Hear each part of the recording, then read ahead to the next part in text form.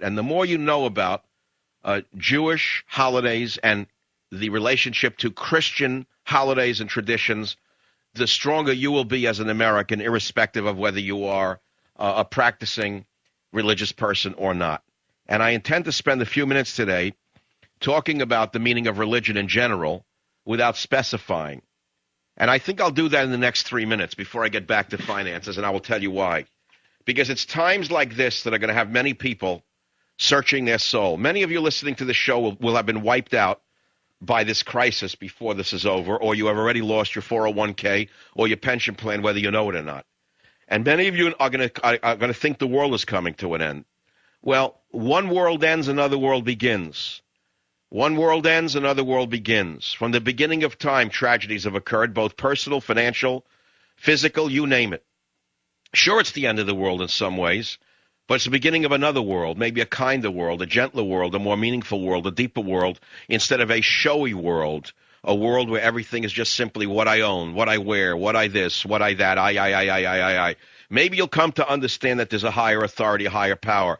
As Albert Einstein, one of the great minds of the last century, the man who discovered E equals MC squared, he was the theoretical physicist who gave us the foundation for the engineering that created the atomic bomb. For better or for worse, it made us a superpower and, of course, permitted most of us to live rather than dying, because had he not broken open the concept of E equals MC squared, perhaps, just perhaps, if we didn't have the technological know-how that we had in this country, Germany or Japan would have gotten the bomb first, and we would have been snuffed out. That's the kind of war it was. It was called total war.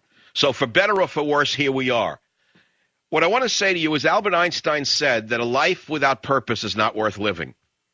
A life without purpose is not worth living, is what Einstein said in his dying days, as he lay dying and still writing his physics, the theory of everything.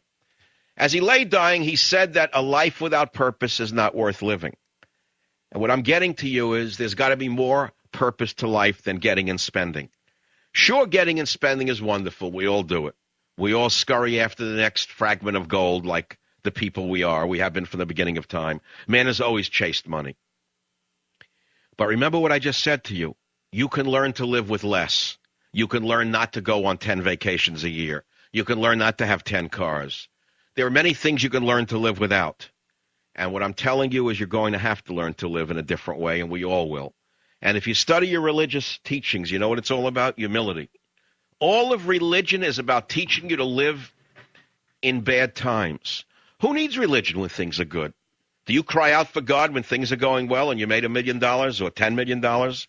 Or everything is coming up roses? You tend to turn away from God. It's only when tragedy strikes. As my father many years ago was dying in a hospital, I remember some of my uncles saying, and I don't know who, this is when we turn to God. We only turn to God when things go bad.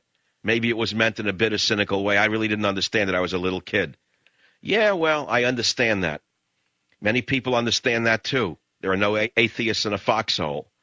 As I say to you, there are many things to be gained from bad. This is an opportunity for America. It's an opportunity for this nation to rediscover its roots that were not built upon greed and the worship of Mammon. Forget the golden idol.